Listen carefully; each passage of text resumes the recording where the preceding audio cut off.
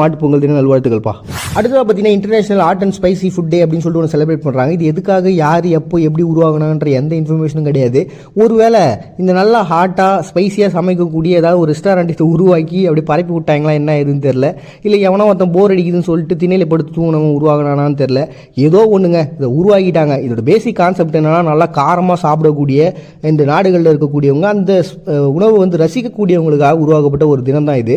இதுவும் பார்த்தீங்கன்னா Bangladesh, Korea, Ethiopian, Lao, Malaysia, Somalia, Spanish, Mexican, Pakistan, Vietnam, Indian, இவங்க எல்லாருமே பார்த்தீங்கன்னா ஸ்பைசியாக சாப்பிடக்கூடியதில், அதை ரசிக்கக்கூடியதில் பயங்கர இம்பார்ட்டண்டான பர்சனாக பார்க்க போகிறாங்க. இப்படி உலகம் முழுக்க நிறைய நாடுகள் இருக்குது. அங்கே எல்லாமே பார்த்தீங்கன்னா பயங்கரமாக காரமாக சாப்பிட்றதுல ஆர்வம் செலுத்தக்கூடிய மக்கள் நிறைய பேர் இருக்கிறாங்க. அதுவும் இல்லாமல் பார்த்தீங்கன்னா காரத்தை அதிகமாகவும் தின்னாதீங்க, அது உடம்பு ஒரு மிகப்பெரிய பாதிப்பை ஏற்படுத்தும்.